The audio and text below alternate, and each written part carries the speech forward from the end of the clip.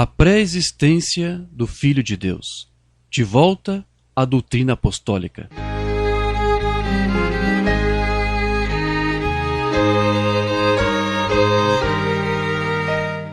Introdução.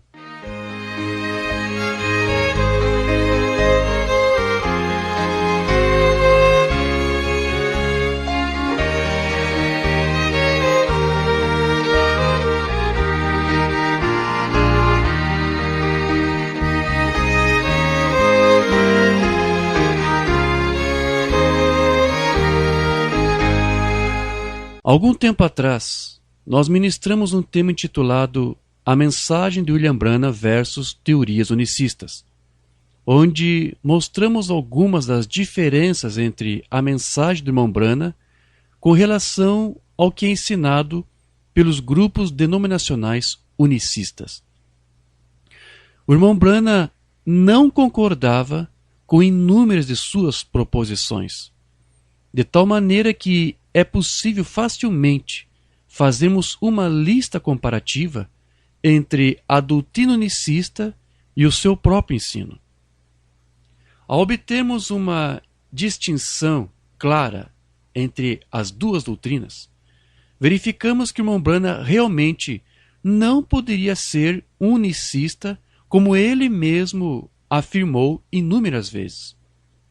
No entanto, pesa contra os inúmeros crentes da mensagem do William Branham a incoerência de afirmarem crer em sua doutrina ao mesmo tempo em que defendem os mesmos pressupostos unicistas, que são diametralmente contrários a tudo que o irmão Branham ensinou e defendeu. Destarte, mal sabem eles que são unicistas, embora não admitam.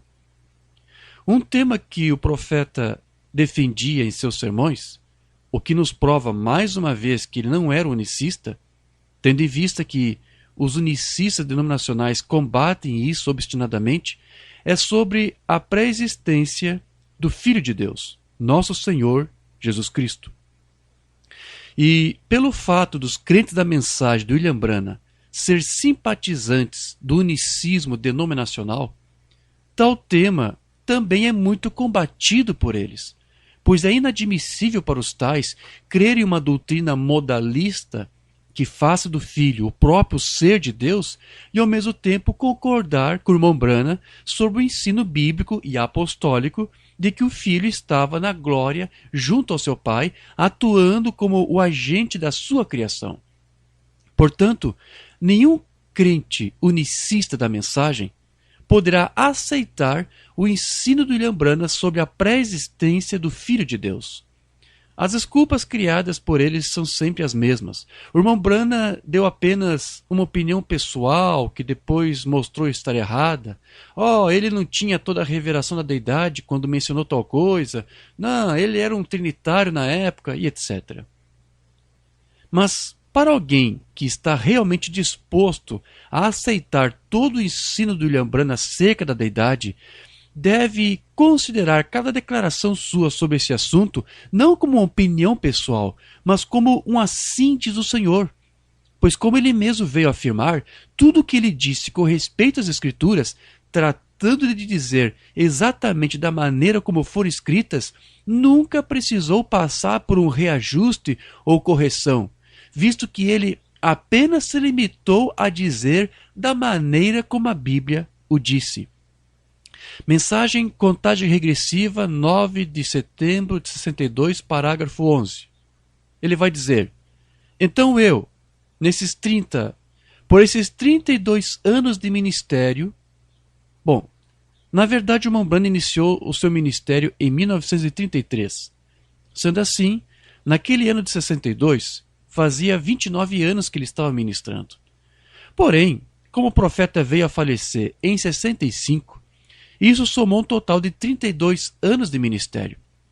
Então, sem irmão Branham saber, ao citar este número aqui, 32 anos de ministério, ele estava profeticamente dizendo o tempo exato que o seu ministério duraria, ou seja, pouco mais de 32 anos.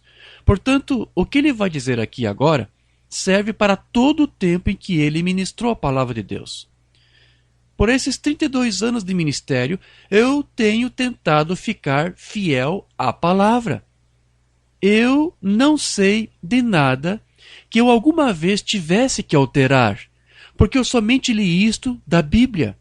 Disse somente o que a Bíblia diz. E deixo isto ir desta maneira. Então, eu não tenho tido que voltar ou reajustar, porque eu simplesmente digo isto da maneira que a Bíblia o diz. Mensagem: A semente não é herdeira com a palha, 18 de fevereiro de 105, parágrafos 25 a 26. Apenas cerca de 6 meses depois disso, tive o meu primeiro batismo aqui embaixo no rio, quando a luz veio bem aqui na rua Spring. Muitos de vocês podem querer descer e dar uma olhada nisso, na rua Spring e na água, à direita, na beira do rio. E lá é onde o anjo do Senhor apareceu em público, em primeiro lugar, e às 2 horas de uma tarde. E uma voz veio disso e disse: como João Batista foi enviado para precursar a primeira vinda de Cristo, tua mensagem precursará a segunda vinda. Isso são 30 anos mais tarde, na verdade 32 anos. E aqui estou eu ainda, esta noite, proclamando essa mensagem. E ao redor do mundo ela foi. E eu estou feliz por estar de volta à minha cidade natal esta noite para representar este Senhor Jesus Cristo que eu ainda amo de todo o meu coração. Cada dia ele cresce ainda mais doce do que ele era no dia anterior. Eu nunca mudei nenhum iota, ou seja, nem um pouquinho, nenhuma parte, em minha doutrina. A primeira coisa com que eu comecei, ou seja, 32 anos atrás, eu ainda creio na mesma coisa esta noite. E ele é o mesmo ontem, hoje e eternamente. Agora eu tenho uma mensagem pela qual eu sou responsável. Então veja, não há dois caminhos para isso. Ou aceitamos que o irmão Branham foi aqui sincero em suas palavras, ou teremos que admitir que durante os seus mais de 32 anos de ministério, William Branham foi tão somente um ministro esforçado e bem-intencionado, porém um homem sinceramente enganado. Portanto, diante de tal declaração, nós reafirmamos que tudo que o profeta falou e que foi consubstanciado pelas próprias Escrituras acerca do seu ensino sobre a divindade é o assim diz o Senhor. E não somente uma opinião pessoal equivocada, pois, como iremos demonstrar aqui, tudo o que ele disse sobre este assunto passou pelo teste da palavra. Considerando que cada declaração sua fora respaldada pela Bíblia, então não há nada a ser alterado, pois a Bíblia ainda continua sendo a imutável palavra do Deus Todo-Poderoso. Como já procuramos deixar muito bem claro em outras publicações, nós não temos a pretensão de fazer pessoas mudarem de ideias e opiniões acerca do que os outros lhes ensinaram, mas apenas ajudar aqueles que ainda querem realmente aprender sobre o assunto. É óbvio que se todos tivessem compreendido o tema em questão, não haveria a necessidade de estarmos aqui comentando sobre isso. Porém, como foram criadas muitas interpretações pessoais fora do contexto doutrinário para certas declarações feitas pelo irmão Branham, sentimos a necessidade de abordar esse assunto com a maior transparência possível e de forma abrangente, analisando, em alguns momentos, até mesmo os argumentos utilizados pelos crentes da mensagem para contrariar o que o irmão Branham ensinou. Para isso, foi usada a linguagem mais simples possível para não haver qualquer dificuldade sobre os diferentes tópicos aqui apresentados. Como o tema é sobre a pré-existência do Filho de Deus, nos esforçamos para nos focar somente nesse assunto em si, tendo em vista que o assunto sobre a deidade é muito lato e abrange muitas outras questões. Mas esse pequeno trabalho tem por principal objetivo provar somente duas coisas. Primeira, não há alterações no ensino do William Branham acerca da deidade. Segunda, não há contradições ou quaisquer conflitos em suas declarações acerca da deidade. A compreensão e a aceitação desses dois fatos são de crucial importância para inutilizar quaisquer arrazoamentos que possam vir a ser feitos de modo a negar a doutrina ensinada por William Branham. Qualquer estudante sincero dessa mensagem, que já usou ou que tem usado com frequência ferramentas de buscas, de pesquisas nos sermões do William Branham, refiro-me somente às ferramentas em inglês, visto que qualquer outra ferramenta de pesquisa do idioma traduzido existente atualmente não possui todos os sermões disponíveis para pesquisa, o que limita consideravelmente qualquer leitor ou mesmo ministro a uma compreensão doutrinal mais completa. Ele terá que chegar à conclusão insofismável de que o seu ensino sobre a deidade progredia com o passar dos anos. Porém, há uma tendência perniciosa e um erro crasso em confundir ou interpretar essa progressão com correção. Ao longo de seu ministério, o Branham avançava gradualmente na sua exposição doutrinária, assentando aos poucos certos fundamentos para que, posteriormente, outros mais pudessem ser acrescentados sobre aqueles no decorrer dos anos. Porém, nada disso alterava o que ele já havia estabelecido anteriormente. É por essa razão que podemos observá-lo fazer certas afirmações, as quais, com o passar do tempo, não as repetirá mais, com os mesmos detalhes de antes, até o ponto de não haver mais sequer menção sobre aquilo. Isso não acontecia porque ele tivesse abandonado ou corrigido algo que fora dito, mas porque havia uma premente necessidade de se avançar e se aprofundar nas demais questões que surgiam por consequência daqueles mesmos fundamentos já lançados. E assim, Deus estava, com isso, usando o seu profeta para avançar progressivamente na exposição de sua mensagem, ao transmitir para ele, aos poucos, uma nova porção ou medida de fé, que depois era repassado pelo seu profeta à igreja. Vemos que foi exatamente dessa maneira que Deus trabalhou em seu ministério ao longo dos anos, soubesse o irmão Branham disso ou não. Portanto, para se obter um entendimento completo sobre o seu ensino, cada estudante deveria iniciar os seus estudos começando a ler desde o sermão mais antigo disponível até o mais recente.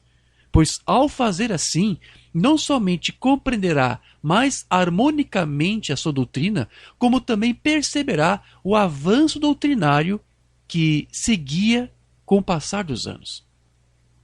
Mas tentar obter uma visão panorâmica de todo o seu ensino, começando por leituras e pesquisas somente dos seus últimos sermões, seria como resolver uma longa equação baseando-se somente nos seus últimos membros, deixando de lado os primeiros.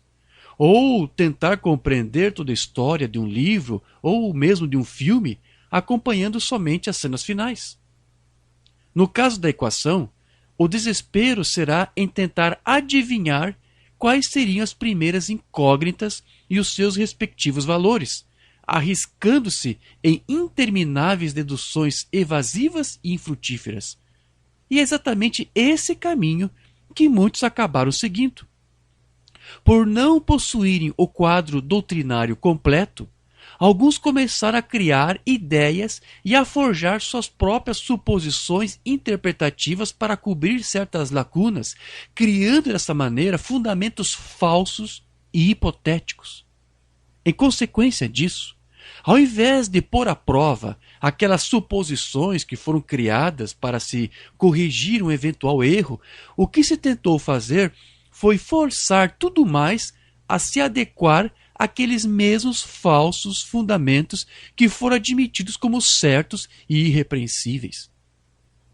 Além daquelas desculpas que já citamos aqui, e que são comumente usadas para justificar a incompreensão de certas afirmações que o profeta fez sobre a deidade, Há uma que é muito aceita por alguns ministérios, de que após a ministração dos selos, lá em março de 1963, o irmão Branham teria voltado atrás em muitas declarações feitas acerca da deidade no passado, e que teriam sido supostamente corrigidas por ele ou até por Deus, mesmo ele afirmando que durante seus 32 anos de ministério nunca precisou corrigir nada daquilo que foi dito da Bíblia.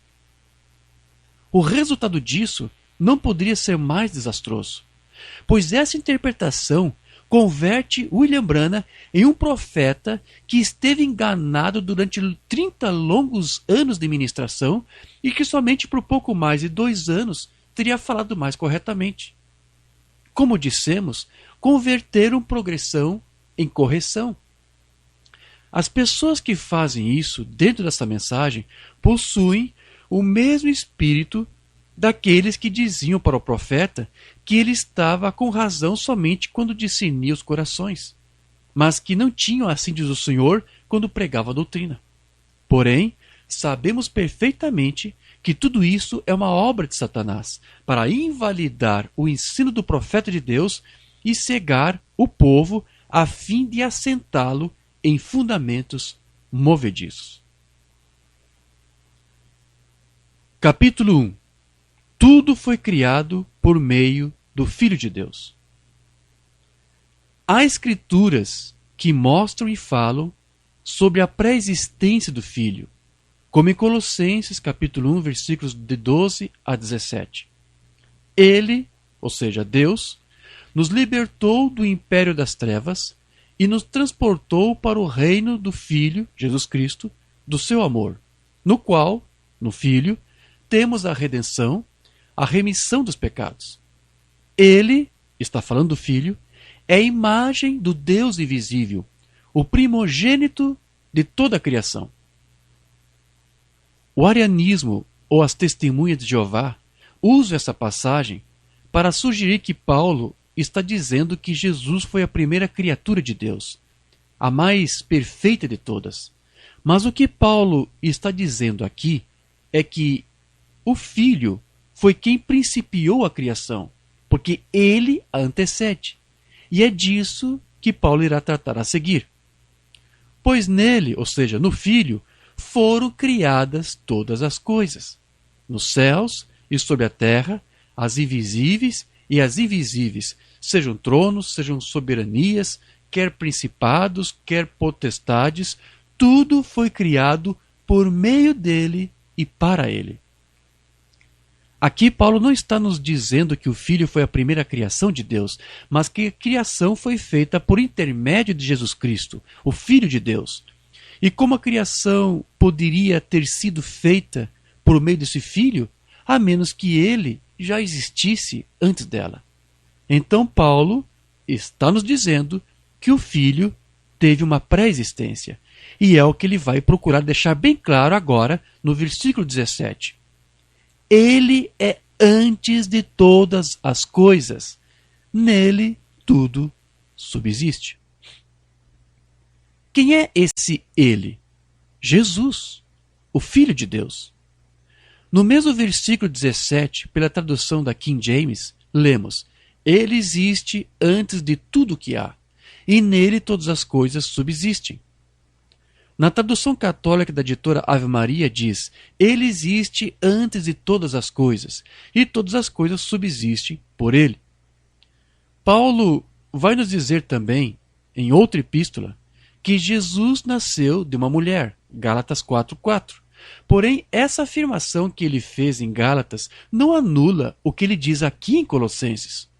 No entanto, há ministros nessa mensagem, como veremos mais adiante, que usam essas palavras de Paulo em Gálatas para combater a si mesmo em outras, exatamente como fazem com os sermões do William Branham, onde se usa certas declarações suas para tentar criar forçosamente um conflito e contradição com outras declarações que ele fez. Esse é um relato de toda a criação física e literal feita por Deus, e não de uma criação espiritual supostamente feita somente depois que o filho tivesse nascido, como alguns unicistas querem arrazoar. Ao professar que no Filho todas as coisas foram criadas, Paulo não estaria afirmando com isso que Jesus fosse o próprio Criador. Deus é o Criador, mas Deus criou por meio do seu Filho, fazendo dele o agente da sua criação. Então, para isso, era necessário que o Filho existisse antes que qualquer outra coisa fosse criada. Em Hebreus 1:2 é dito: nesses últimos dias nos falou pelo Filho, a quem constituiu herdeiro de todas as coisas, pelo qual também fez o universo. Ou seja, Deus criou todo o universo por meio de seu Filho. Paulo reafirma esse seu ensino de um Jesus pré-existente como agente da criação de Deus quando diz em Efésios 3:9: e demonstrar a todos qual seja a dispensação do mistério que desde os séculos esteve oculto em Deus, que tudo criou por meio de Jesus Cristo. A palavra por meio de vem do grego dia, que quer dizer através, por causa, mostrando claramente que o Filho de Deus foi o agente da criação pelo qual Deus fez todas as coisas. Capítulo 2. William Branham fez eco às Escrituras. E como cremos que o irmão Branham veio para restaurar o ensino bíblico e apostólico, só o que ele poderia fazer então seria ecoar e repetir o que essas Escrituras nos ensinam, embora alguns tentem ignorá-las por não se encaixar com sua teologia. O irmão Branham disse que o Filho estava com Deus no princípio. O irmão Branham também disse que Deus criou no princípio todas as coisas por meio de Jesus Cristo, o seu Filho, provando assim que ele cria desde o início até o fim de seu ministério nas Escrituras que falavam da pré-existência de Jesus Cristo, o Filho de Deus. Por que tinha que ser pastores? 21 de dezembro de 64, parágrafo 11. Muito santo e glorioso, gracioso Pai Celestial, Deus Todo-Poderoso, aquele que era desde o princípio, antes que houvesse uma estrela, ou um átomo, ou uma molécula, tu fizeste todas as coisas por Jesus Cristo, teu Filho, e tem-nos dado todas as coisas gratuitamente nele. Essa declaração, antes que houvesse uma estrela, ou um átomo, ou uma molécula, significa antes que qualquer coisa fosse criada. Antes de qualquer criação, lá estava o Filho de Deus, Jesus Cristo, por meio de quem Deus fez todas as coisas. Portanto, a pré-existência do Filho de Deus é anterior a toda a criação. Pela data desse sermão, 64, percebe-se que o profeta nunca voltou atrás nesse seu ensino, pois ele só estava dizendo o que a Bíblia diz. Vejamos ainda outros exemplos. Jesus sobre a autoridade da palavra, 17 de fevereiro de 54, parágrafo 67. Ó Deus, que criou os céus e a terra, criou todas as coisas por Jesus Cristo, o Filho de Deus. O que for que ele te disser, faça-o. 22 de julho de 54, parágrafo 52. Pai misericordioso, que criou os céus e a terra, que trouxe todas as coisas por Jesus Cristo, teu Filho. Depois traz novamente saúde a esta pobre pequena mulher, de pé aqui, desesperadamente em necessidade, precisa ter ajuda. Águas da separação, 6 de junho de 55, parágrafo 54. Ó Deus eterno, que formou os céus e a terra, que fez todas as coisas por Jesus Cristo, a quem amamos e apreciamos. Como o anjo veio a mim, 9 de novembro de 53, parágrafo 73.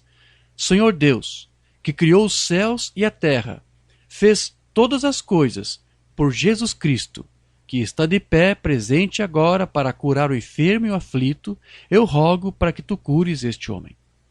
Veja que aqui o irmão Branham ratifica o ensino bíblico da pré-existência de Jesus, quando em diversas ocasiões disse que o Filho de Deus já existia antes que os céus e a terra e todas as demais coisas fossem criadas. Como o apóstolo Paulo, o irmão Branham cria, então, que Deus, antes da criação, usou seu Filho como um agente para, por meio dele, fazer todas as coisas. Quais são as obras de Deus? 4 de abril de 59, parágrafo 48. Vamos orar. Senhor, grande Deus dos céus e da terra, que fez todas as coisas por Jesus Cristo, teu Filho, perdoe-nos, ó Senhor, de nossos pecados e de nossas deficiências. O profeta Eliseu, 23 de julho de 54, parágrafo 73. Mas, ó Deus, que fez os céus e a terra, que criou todas as coisas por meio de Cristo Jesus. Venho como teu servo em uma oração de fé por este jovem, sabendo que agora mesmo ele não pode ter fé para si mesmo por causa de suas condições. Relato da viagem à África, 14 de novembro de 53, parágrafo 80. Nosso Pai Celestial, que conhece todas as coisas e fez todas as coisas por Jesus Cristo. Eu oro para que tu abençoes esta família e que eles possam ser curados e ficar sãos para a tua glória. Em nome de Jesus eu oro. Amém.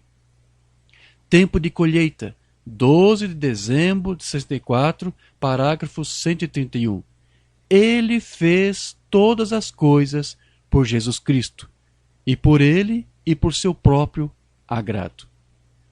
Vemos, mais uma vez, de que essa outra declaração aqui de 64 é uma prova de que o irmão Branham sempre manteve o mesmo ensino ao longo de todo o seu ministério, de que o Filho teve uma pré-existência e de que Deus criou todas as coisas por meio de seu Filho Jesus, usando-lhe como o agente da sua criação.